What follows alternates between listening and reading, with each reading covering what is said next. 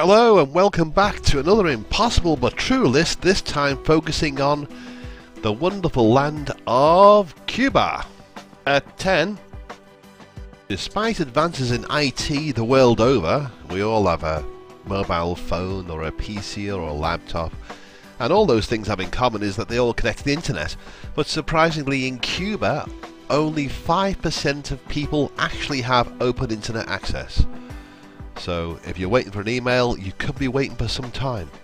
At 9, despite general hardships in living and travelling and getting around and the lack of TV, the lack of internet and so on, there is a solution when it comes to travel, and that is that in Cuba, government vehicles are legally required to pick up hitchhikers. So there's no need to shake a leg, there's no need to show any flesh. But there is a downside to it. You never know when the vehicle's going to turn up, or if it turns up at all, so you could be waiting for quite some time. At 8, well, the sun's not going to shine all day in Korea, in Cuba or North Korea. If you're a fan of Coca-Cola, the wrong place to visit is both Cuba and North Korea. Interestingly, that both these two countries, and only these two countries in the whole world, they're not allowed to officially sell Coca-Cola. Now, you can still drink it, but you can't buy it. Well, you can't sell it, you can't buy it. Well, you can't have it. Full stop. At 7, just prior to signing the trade embargo against Cuba, JFK famously bought 1,200 cigars, ensuring he had an adequate stash for the future. And it turns out it was a wise investment because, of course, the trade embargo lasted an awful long time. At 6, when Fidel Castro became the leader of Cuba, he made many initial changes, including, of course, a more stronger communist grip. But one particular change he made was an immediate ban on the game of Monopoly. So for the local residents, there was no more collect 200 shekels when you pass go, and there was no more board game full stop. It was outlawed, sunk and put in the bin. At 5, hardly known as Lucky Eddie, Fidel Castro was born on Friday the 13th. How's that for bad luck? But throughout his time as leader, he looked to save time on mundane chores, and commented that he saved 10 days a year by simply not bothering to shave. Revelation! At 4, people in the UK should be grateful to what they get when it comes to job Seekers Allowance, compared to the average Cuban, who receives 471 pesos or $20 per month.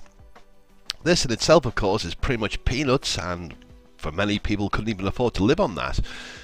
But it's also doubly unfair because the US actually pays the Cuban government $4,085 per month for renting Guantanamo Bay, if I pronounce that correctly, but the Cubans don't even cash the checks, they send them back.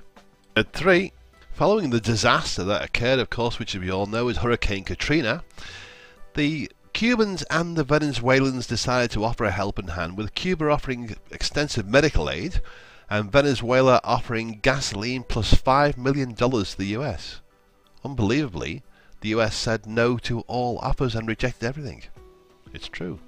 2, with the Cuban Missile Crisis in full swing and JFK itching to press the button, Russia transferred over 150 nuclear weapons to Cuba, bringing a whole new meaning to the word saddle up, and they stayed there until it was defused.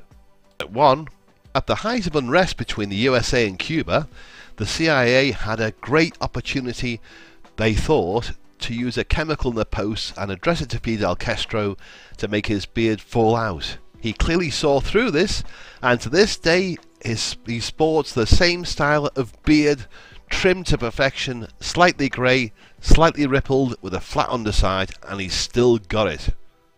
Well, I hope you've enjoyed this latest list, and of course there'll be a lot more to come in the future, which will touch on the issues of comedy, of humour, of amazing but true facts, of about life, the universe, Einstein, all those things.